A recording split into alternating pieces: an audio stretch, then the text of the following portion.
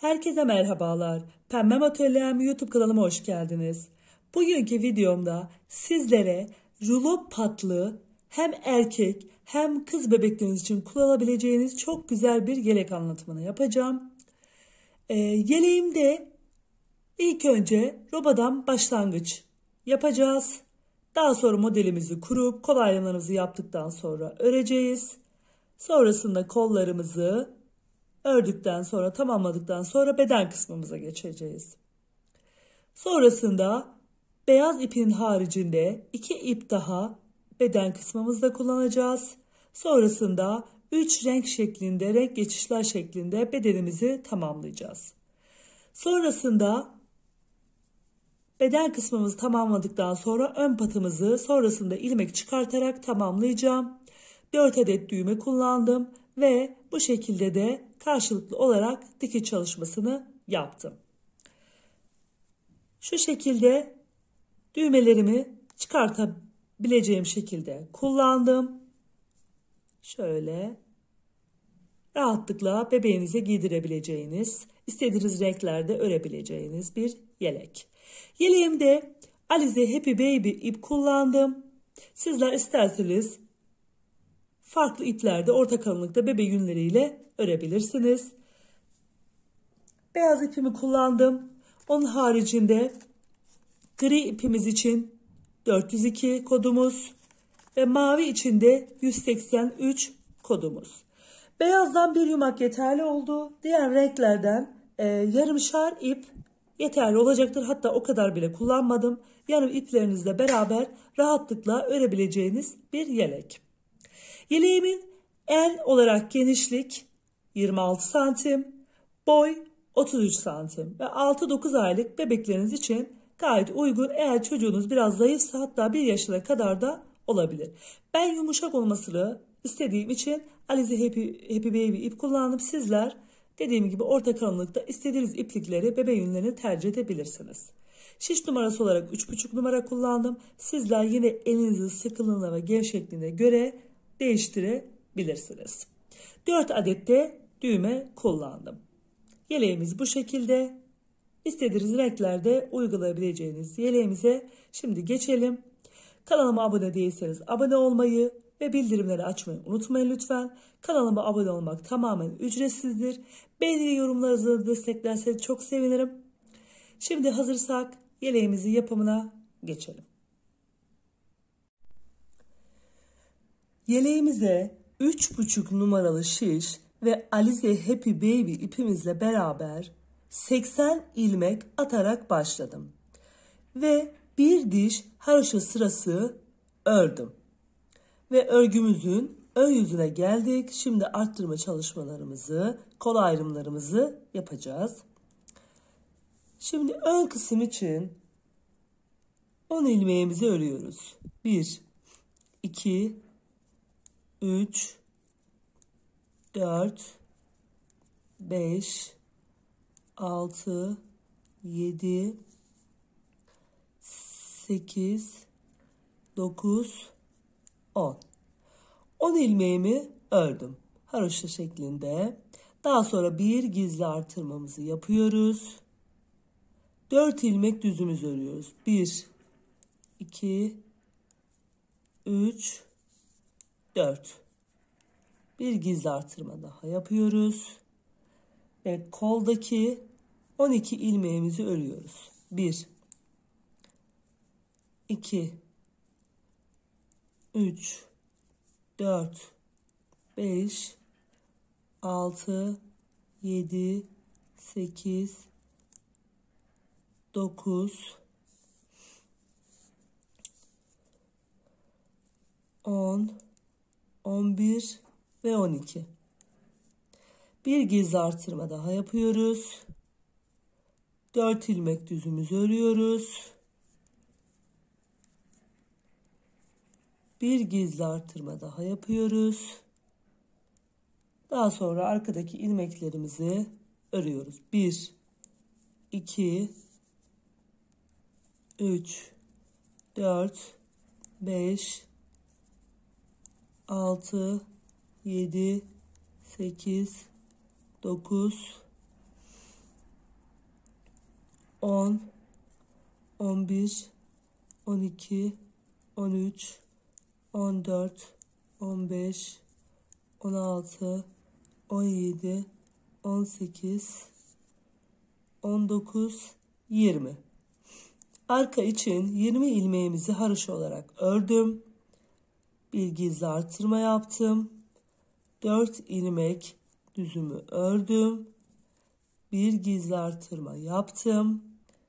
Kol için 12 ilmeğimi örüyorum. 1, 2, 3, 4,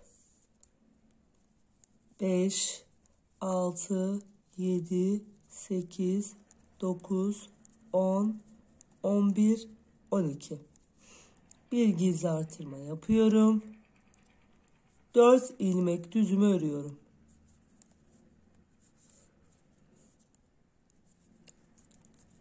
Bir gizli artırma yapıyorum ve 10 ilmeğimi 2, 4, 6, 8, 10. Ön için 10 ilmeğimi haroşa ilmek olarak örüp ilk sıramı tamamlamış oluyorum. Böylece kol ayrımlarımızı ve ilk artış sıramızı yaptık. Örgümüzün arka yüzüne geçiyorum. Arka yüzünde öndeki ilmeklerimizi haroşa,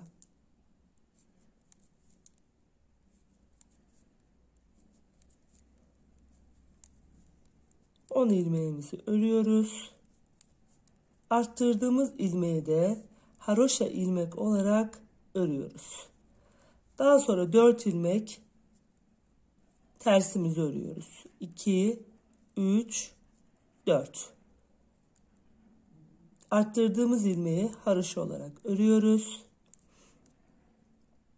4 ilmeğimizi önden düz, arkadan ters örgü olarak örüyoruz. Tekrar koldaki ilmeklerimizi örüyoruz. Önden ilmek arttırdığımızda 10 ilmek olan ilmeğimiz 1 ilmek arttı, 11 oldu. Koldaki ilmeklerimiz 12 idi. Şimdi 14 olmuş oldu. Bir ilmek haroşamızı örüyoruz.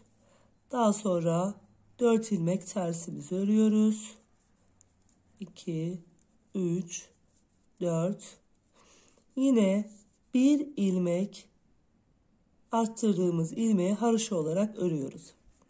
Ve arkadaki ilmeklerimizi haroşa olarak örmeye devam ediyoruz. 20 ilmek arka için ilmeklerimizi atmıştık.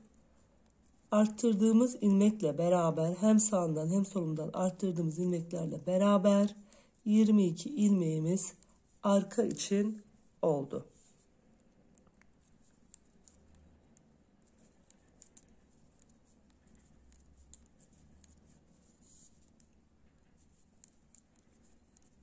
Arttırdığımız gizli ilmeğimizi haroşa olarak örüyorum.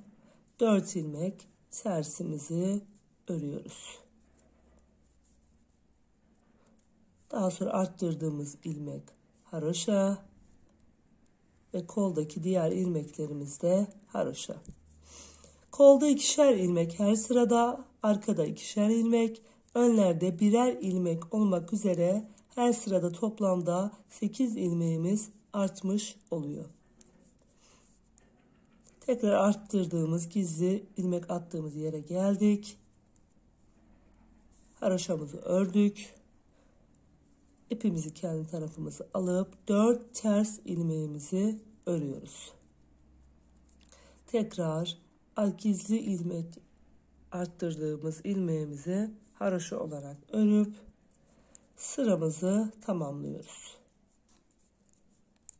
Bu şekilde ilk artış sıramın arka tarafındaki ilmeklerimizi de örerek tamamladım ve ön yüze geldim.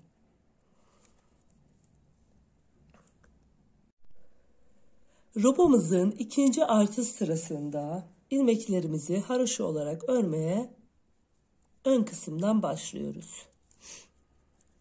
11 ilmek haroşamızı örüyoruz.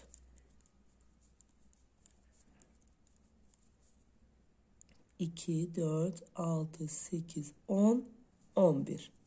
Ve bir gizli artırmamızı yapıyoruz. Daha sonra 4 ilmek düzümüzü örüyoruz. 1, 2, 3, 4. Bir gizli artırmamızı yapıyoruz. Koldaki 14 ilmeğimizi örüyoruz.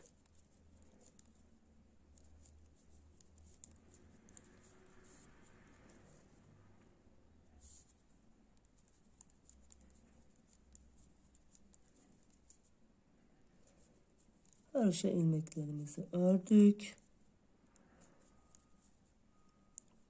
14 ilmeğimizi ördükten sonra bir ilmek gizli artışımızı yaptık. 4 ilmek düzümüzü ördük. Bir gizli artışımızı yaptık. Daha sonra arkadaki ilmeklerimizi de haroşa örgü olarak örüyoruz. Sonrasında yine 4 ilmeğimizin olduğu yere geliyoruz. Hem sağından hem solundan artışlarımızı yapıyoruz. Kol bölümümüzü örüyoruz. Hem sağından hem solundan 4 ilmeğimizin artışlarımızı yapıp sıramızı tamamlıyoruz. Arka tarafta da haroşa ilmeklerimizi haroşa arttırdığımız ilmeklerle beraber 4 ilmek düz ördüğümüz ilmekleri de ters olarak örüp ikinci artış sıramı tamamlayıp ön yüze geliyorum. 2 sıra artış sıramızı yaptıktan sonra 3. haroşa sıramızda dipteki bir haroşa sıramızla beraber 4. haroşa sıramız oluyor. Burgu işlemimizi düz ilmeklerimizle yapacağız. Şimdi haroşa ilmeklerimizi ön kısım için örelim.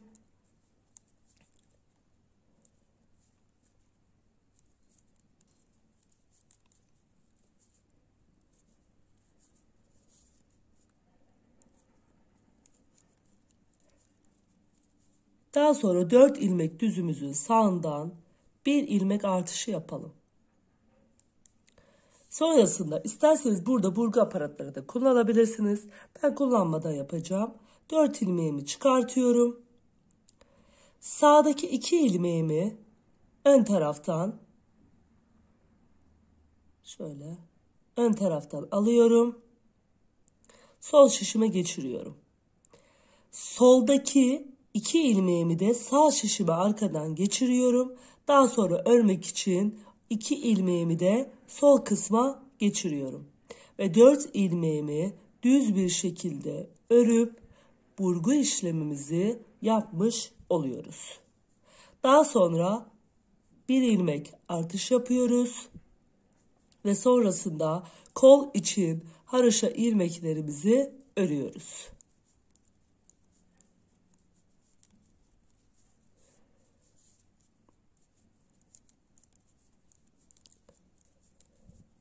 Kol için haroşa ilmeklerimizi ördükten sonra şöyle 4 ilmek düzümüzün olduğu yere gelmiş olduk. Bir ilmek artışımızı yapıyoruz, gizli artışımızı. Daha sonra 4 ilmeğimi ben şişten çıkartıyorum. Soldaki 2 ilmeğimi arkadan sağ şişime alıyorum. Sağdaki 2 ilmeğimi sol şişime önden alıyorum. Daha sonra sağdaki 2 ilmeğimi sol şişime geçiriyorum ve 4 ilmeğimizi düz olarak örüyorum.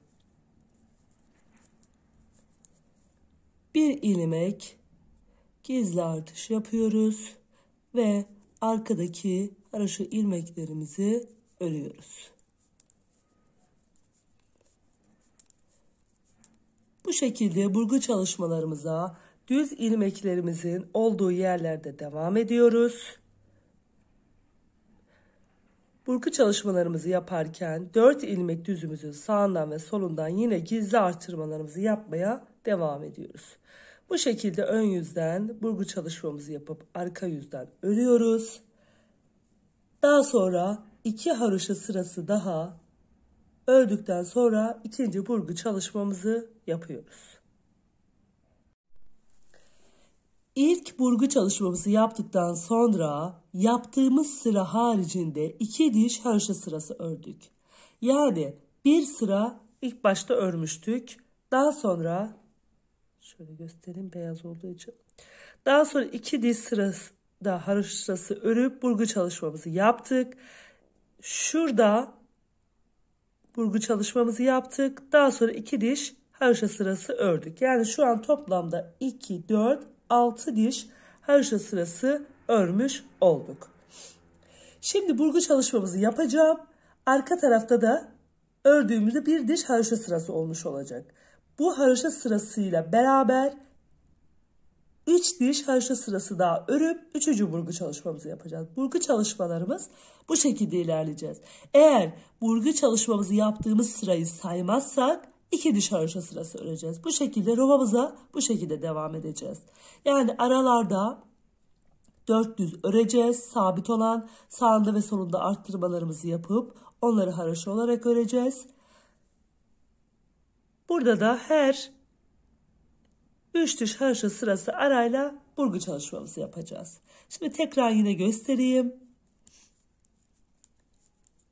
Öndeki ilmeklerimi yine haroşa ilmek olarak örüyorum.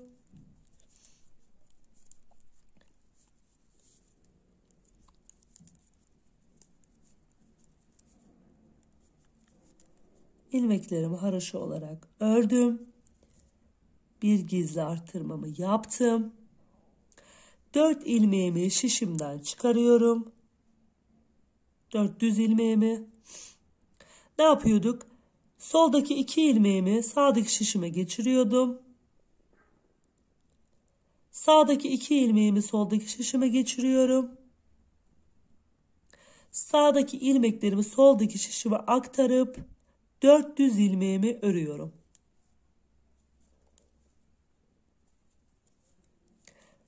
Daha sonra bir düz ilmek, bir ilmek gizli artırma yapıyoruz. Bir düz ilmek değil, bir ilmek gizli artırma yapıyoruz. Koldaki haroşa ilmeklerimizi örüyoruz. Bu şekilde ikinci burgu çalışmamızı da yapmış olduk.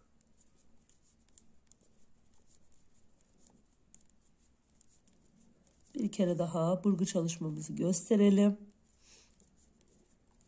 Daha sonra robamız aynı şekilde ilerleyecek.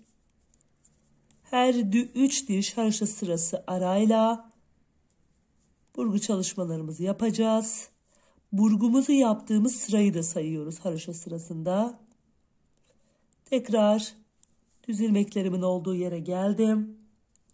Bir adet gizli artırmamı yaptım. Daha sonra 4 ilmek düzümü şişten çıkardım.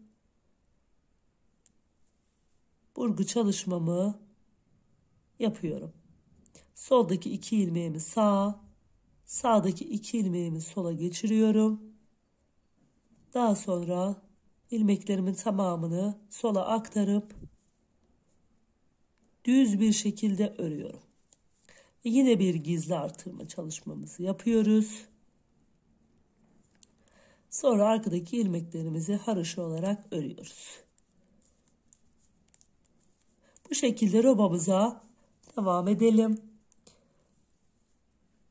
Belli bir miktar ördükten sonra size kaç sıra ördüğümü söyleyeceğim. Ben 6 aylık ölçüsünde bir roba yapacağım. Robamın ölçüsünü tamamladıktan sonra size kaç sıra ördüğümü, kaç burgu çalışması yaptığımı göstereceğim. Yeleğimizin robasını tamamladım. Toplamda 6 burgu çalışması yaparak robamızı tamamladım ve arttırma olarak da toplamda 19 arttırmamızı yaptık. Son burgu çalışmamızı yaptıktan sonra bir diş sıra daha arttırma yaparak ördüm. Ve toplamda ilk başlangıç sırasıyla beraber 20 diş haroşa sıramız olmuş oldu. Şimdi kolda farklı bir renkle çalışmamızı yapacağız. Kol bölümlerimizi ayıracağız. Şimdi önden beyaz ipimizle ön kısımdan örmeye devam ediyoruz.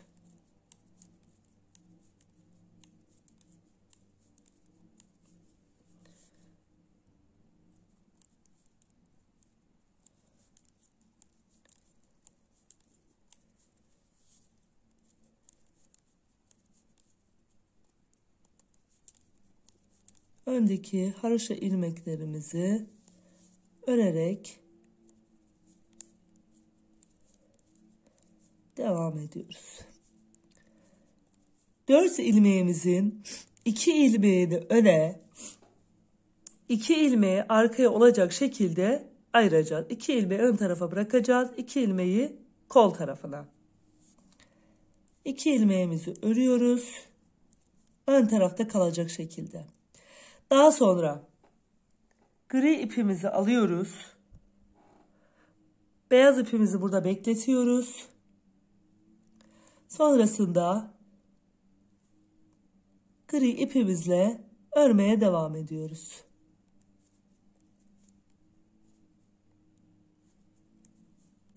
İlmeklerimizin, koldaki ilmeklerimizin tamamını gri ipimizle örüyoruz. Ta ki diğer 4 ilmeğin olduğu yere kadar tüm ilmeklerimizi örüyoruz. Şimdi sayalım. 2, 4, 6, 8, 10, 12, 14, 16, 17, 18, 19, 20, 21, 22, 23, 24, 25, 26, 27, 28, 29, 30, 31, 32, 33, 34, 35, 36, 37, 38, 39, 40, 41, 42, 43, 44, 45, 46, 47, 48, 49, 50, 51, 52. Bu 4 ilmeğin olduğu yerden de 2 ilmek alıyoruz. 53, 54. Toplamda 54 ilmeğimiz olmuş oluyor. Kol için 54 ilmeğimiz oldu. Son 2 ilmeğimizi de yine kola kattık. Diğer 2 ilmeğimizi de bedeni olacak şekilde. Ve arka tarafı döndük. Arka tarafta 54 ilmeğimizin tamamını ters olarak örüyoruz.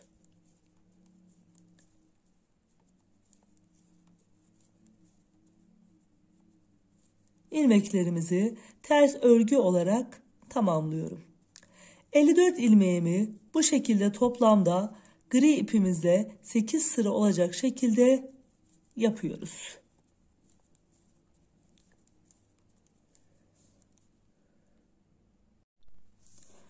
Kolumuzdaki ilmeklerimizi 8 sıra öreceğimi söylemiştim ama ipim ince olduğu için küçük kaldı. Toplamda 10 sıra örmüş oldum. Sizler orta kalınlıkta ipler kullanıyorsanız 8 sıra örmeniz yeterli olacaktır. Çünkü benim ipim ince olduğu için yine robada da aynı ölçüde, benimkisi 0,6 aylık olacak. Aynı ölçüde 1-1,5 yaş, aynı ördüğüm ölçüde 1-1,5 yaş ölçüsünde orta kalınlıktaki bebe ipleriyle örebilirsiniz. Şimdi 10 sıra gri ipimizi ördükten sonra kolumuz için kesim işlemimizi yapacağız. İlk ilmeğimizi örmeden alıyorum. İkinci ilmeğimi örüyorum. Arkadaki ilmeği öndeki ilmeğin üstünden geçiriyoruz. Daha sonra sıradaki ilmeğimizi örüyoruz. Üstünden atlatıyoruz. Arkadaki ilmeği.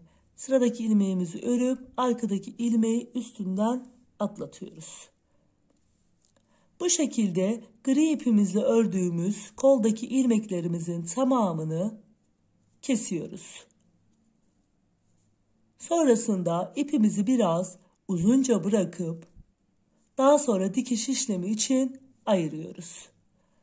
Sonra beyaz ipimizle beden kısmımıza devam edeceğiz. Bu şekilde sıra sonuna kadar ilmeklerimizin tamamını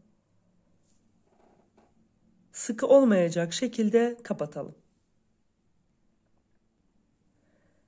İlmeklerimizin tamamını kapattık. Daha sonrasında ipimizi uzunca bıraktık. Sonrasında dikiş işlemiyle kolumu tamamlamış olacağım. Şimdi beyaz ipimizle bedenimize devam edeceğim. Hemen beyaz ipimi alıyorum. Kol altından örmeye devam ediyorum. Yine haroşa ilmeklerimizle beraber arka bedenimizi örüyorum.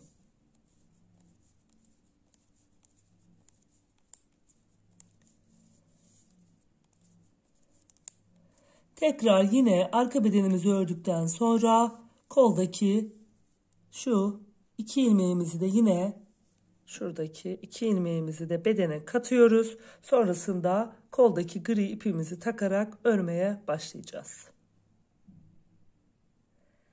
Tekrar kolumuzun olduğu yere geldik. Buradaki iki ilmeği şimdi bedene kattık. Diğer iki ilmeğimizi kola katacağız. Onun için beyaz ipimizi yine bekletiyoruz.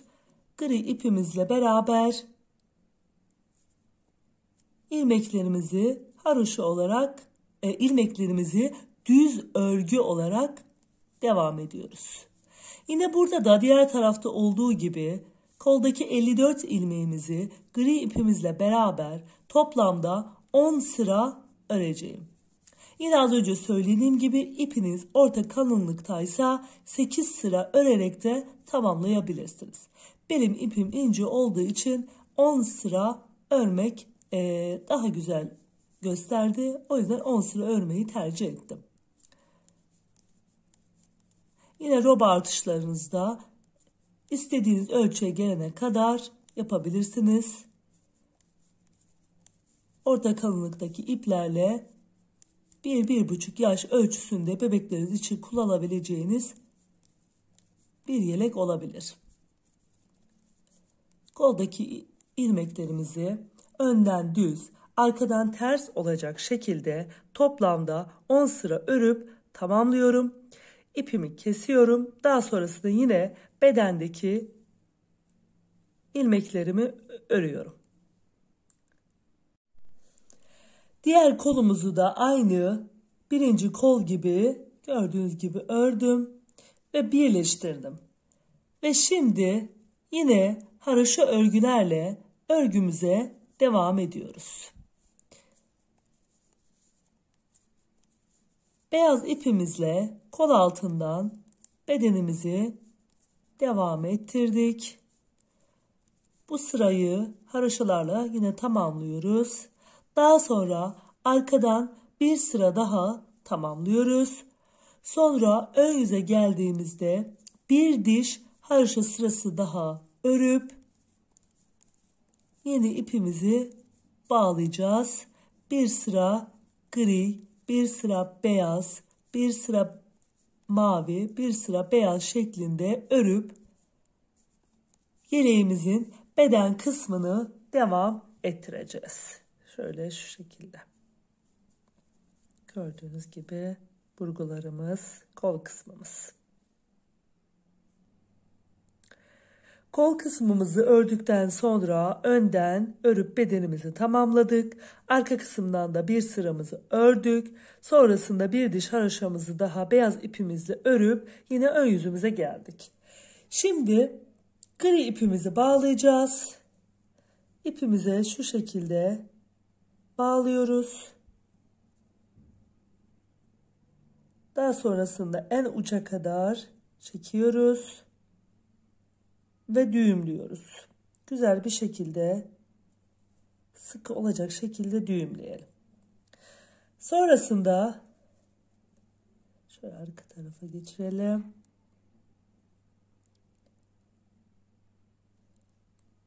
Gri ipimizle beraber örgümüze devam edelim. Kenardaki ilmeğimizi örelim ve diğer ilmeklerimizi de haroşa ilmek olarak örüyoruz. Başlangıç kısımlarında örerek devam etmeliyiz. Çünkü yeni ipimize geçince, yeni rengimize, oranın daha güzel ve düzgün durması için kenar ilmeklerimizi örerek almalıyız. Gri ipimizle bir diş haroşa sırası olacak şekilde örgümüzü örüyoruz.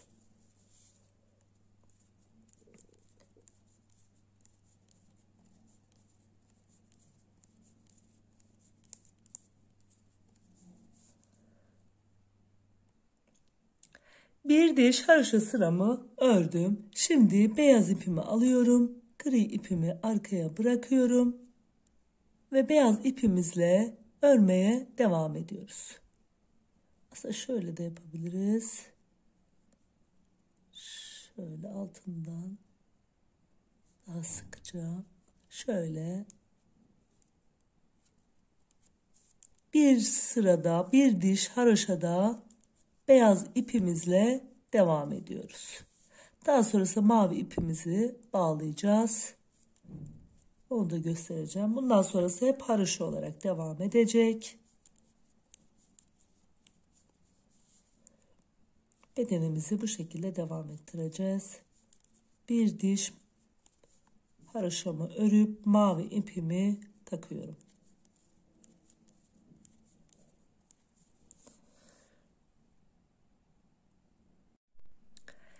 Bir diş beyazla da haroşa sırası, beyaz ipimizle de haroşa sırası ördüm. Ve şimdi mavi ipimize geçiyoruz. Aynı kalınlıkta parça iplerinizle beraber istediğiniz renkleri uygulayarak yeleğinizi tamamlayabilirsiniz. Mavi ipimizi alıyoruz. Şöyle düğümümüzü atalım. Sonrasında düğüm atmayacağımız için şöyle sıkılaştırdık iyice. Şöyle. Sonrasında yine kenar ilmeğimizle beraber örmeye devam ediyoruz. Şöyle. Gri ipimizi yukarıya alalım. Şu kenardan şöyle yukarıya doğru. Altta kalmasın. Çünkü onu da yine yürüteceğiz. Çok aşağıda kalmasın. Şöyle ipimizi yukarıya alıp kenardaki yerden örmeye devam ediyoruz. Böyle iplerimizi yukarıya ala ala altta kalmaması için yürütmeye devam edeceğiz.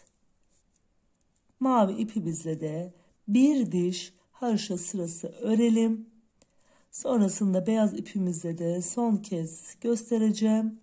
Devamı zaten iplerimizi yürüte yürüte bir sıra gri, bir sıra beyaz, bir sıra mavi, bir sıra beyaz. Yani iki gri ve mavinin arasına beyaz ipimizle beraber bir diş haroşa sırası yaparak örgümüzü ilerleteceğiz. Bir diş haroşada mavi ipimizle ördük. Şimdi beyaz ipimizle devam edeceğiz.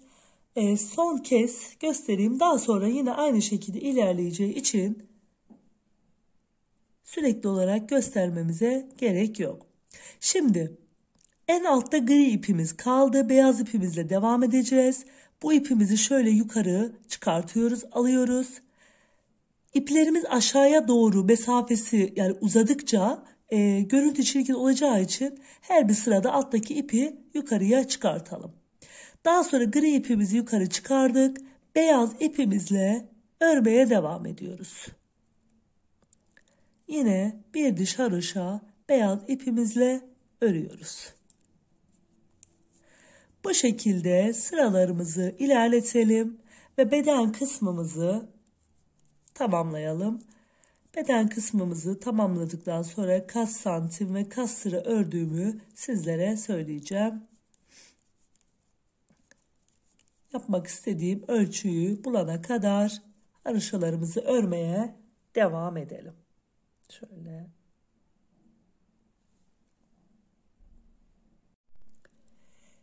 Yeleğimizin beden kısmı için gerekli olan haroşalarımızı ördük.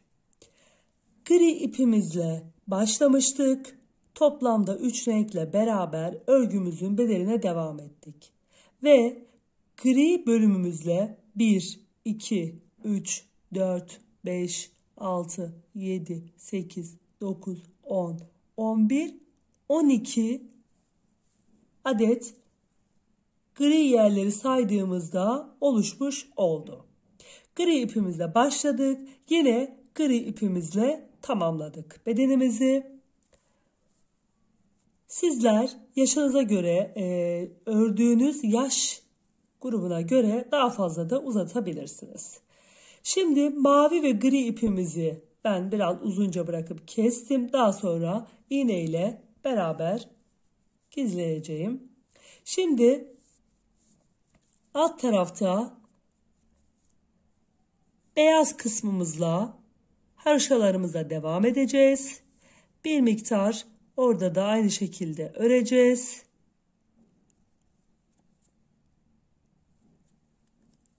Ve yeleğimizin beden kısmını bu şekilde tamamlamış olacağız. Şöyle örüyoruz.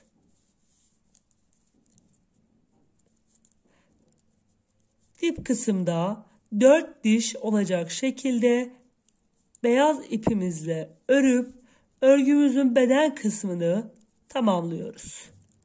Kolumuza yaptığımız gibi örerek kesme tekniğiyle beraber kesiyoruz. Sizler kesim tekniğinizi nasıl kullanıyorsanız o şekilde de keserek tamamlayabilirsiniz. Hangisi kolayınıza geliyorsa. Çok sıkı bir kesim yapmayacağız. Gayet esnek bir şekilde kesimimizi tamamlayalım. Ve bedenimizi de bu şekilde tamamlayıp daha sonra öndeki patımıza geliyoruz. Yeleğimizin bedenini 4 sıra haroşa sırası beyaz rengimizle şöyle ördükten sonra örerek kesme tekniğiyle beraber ilmeklerin tamamını kapattım. Şimdi ön kısımdan ve yaka kısmından olmak üzere ilmeklerimizi çıkartacağız. İlmeklerimizi tığ yardımıyla ben çıkartacağım. Sizler şiş ile de çıkartabilirsiniz. Hangisi kolayınıza geliyorsa. Kolumuzu hangi rengimizle ördüysek yakamızı da aynı renkte yapıyoruz. Yeleğimizi şu şekilde tutuyoruz. Şu şekilde tuttuğumuzda şu sağ parçamızdan başlıyoruz. Sağ parçamızda şöyle ilk yere batıyorum. İpimizi de alıyorum.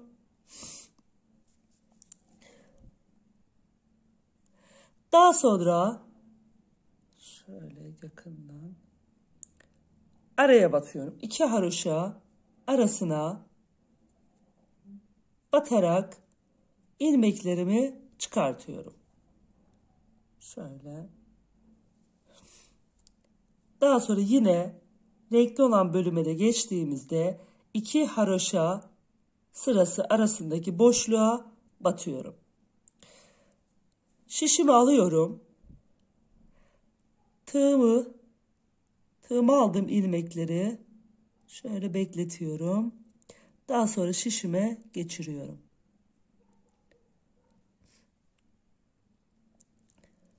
Sonrasında yine tığ yardımıyla aralardan ilmeklerimizi alarak teker teker şişimize geçiriyoruz. Şöyle aradan iki haroşa arasındaki boşluktan ilmeklerimizi alarak sıramızı devam ettiriyoruz. Koldaki işlemin aynısını önlere ve yaka kısmına uygulayacağız.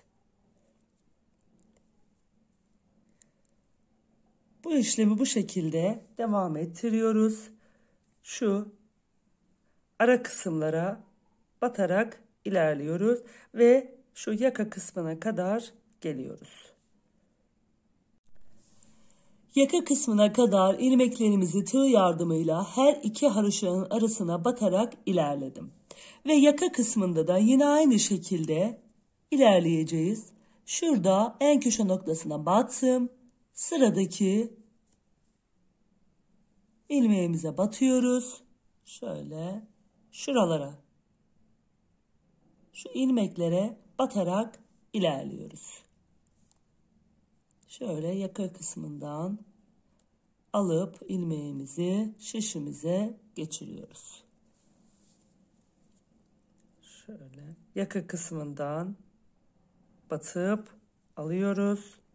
Şişimize geçiriyoruz.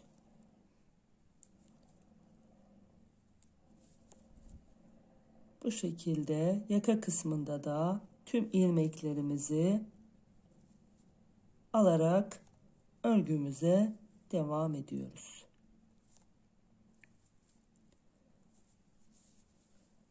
Şöyle. Yaka kısmındaki tüm ilmeklerimizi gördüğünüz gibi çıkardım. Şimdi diğer ön parçamızdan aşağıya doğru ineceğiz bu sefer de. Yine her iki haroşa arasından ilmeklerimizi çıkartarak aşağıya doğru ilerliyoruz. Bu şekilde her bir ilmeğimizden bir ilmek çıkartarak yaka kısmındaki rulo patımızı başlangıcını yapmış oluyoruz. Şöyle aşağıya doğru şöyle tekrar göstereyim. Şu iki haroşa arasındaki yerden boşluklardan batarak aşağıya doğru ilerleyelim. Daha sonra örmeye devam edelim. Örgümüzün ön yüzünde bütün ilmeklerimizi aralara batarak hem yaka kısmında hem öndeki parçalardan çıkardım. Ve örgümüzün ters yüzüne geldim. Ters yüzünde şimdi örmeye başlıyoruz. Örgümüzün ters yüzünde olduğumuz için ilmeklerimizi ters örgü olarak öreceğiz.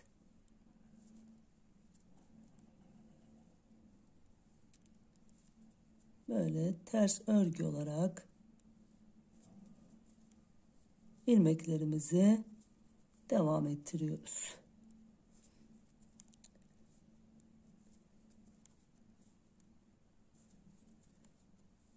Bu şekilde bütün çıkardığımız ilmekleri ters örgü olarak örüyoruz. Kolda 10 sıra örmüştük. Yine ön patımızda da 10 sıra örüp gri ipimizle daha sonra yine örerek kesme tekniğiyle patımızı tamamlayacağız. Arka yüzden ters, ön yüzden düz olacak şekilde ilmeklerimizi devam ettiriyoruz. Toplamda 10 sıra olacak şekilde yapıyoruz. Yeleğimizin ön patının kesimini örerek kesme tekniğiyle gördüğünüz gibi tamamladım. İlk ilmek aldığımız sırayla beraber toplamda 10 sıra örmüş oldum. İlk aldığımız sırayı da saydığımızda. Daha sonra düz yüzünden ilmeklerimin tamamını kestim. Gördüğünüz gibi yakamızda bu şekilde gayet şık bir yeleğimiz oldu. İsterseniz kız için, isterseniz erkek bebekleriniz için yapabilirsiniz. Şimdi koldaki şu bir tarafın dikimini yaptım. Şimdi diğer tarafın dikimini yapacağım. Şöyle biraz uzunca bir ip bırakmıştım. İsterseniz sonradan da ipinizi takabilirsiniz. Şöyle karşılıklı olarak kolumuzu dikelim. Tekrar aynı yerden bir dikiş daha sabitleyelim. Daha sonrasında şu kenar ilmeklerimizden şöyle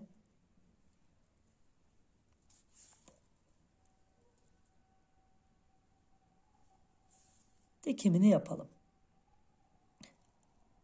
Bu şekilde kolumuzun da dikişini tamamladıktan sonra yeleğimizi tamamlamış oluyoruz. Şimdi öndeki düğme kısımlarını yapacağız.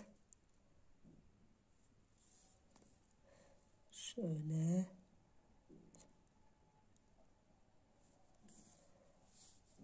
şu şekilde. Şöyle burayı da yine aynı şekilde sabitleyip dikimini daha sonra tamamlayacağım. Ve yine bu taraftaki gibi dikişini gördüğünüz gibi bu şekilde yapıp bitireceğim. Şimdi ön taraf için 2 tane parçamız olacak. Ben daha öncesinde bu parçalarımı ördüm. Bir tanesini şuraya, bir tanesini de bu üst tarafa olacak şekilde. Siz kendiniz göz kararı ayarlayabilirsiniz. Ben ilk parçamı, alttaki parçamı şu ilk mavinin üstüne yaptım. İkincisini de şöyle şuralarda bir yere ortalama olarak koydum. Şimdi bu parçalarımı şu şekilde ördüm. 22 ilmekle başladım. 2 diş haroşa sırası ördüm. Ön yüze geldiğimde 3 ilmek örüp 1 dolayıp 2 ilmeği bir kesip düğme iliğimizi yaptık. Daha sonrasında 2 diş daha örüp tamamladım. 2 parça olacak şekilde parçalarımı hazırladım. Şimdi bu taraftan üst taraftan düğmemizi dikeceğiz. Buraya sabitleyeceğiz. Burası sabit duracak. Diğer tarafa da düğme iliğinin karşılığı gelen yere de düğmemizi dikeceğiz. Buraya düğmemizi dikeceğiz. Şöyle çıkartıp açmalı şekilde kullanabileceğimiz bir yelek olacak. Şimdi ben bunları tamamlayayım. Yeleğimin son haliyle geleyim. Yeleğimi tamamladım. Gördüğünüz gibi hem kol çalışmalarını, dikiş çalışmalarını yaptım. Hem de patlarımızı örüp tamamlamıştık. Düğmemizi buraya örgünün kenar bölümünden de dikiş yaparak diktim. Diğer tarafı da şu şekilde açmalı olarak şöyle gördüğünüz gibi takıp çıkartmalı olarak kullanabilirsiniz. Düğmemizi de karşı tarafa dikiyoruz. Gayet şık bir yeleğimiz oldu. Sizler istediğiniz renklerde örebilirsiniz. Sağlıcakla ve esenlikle kalın. Bir dahaki videomda görüşmek üzere.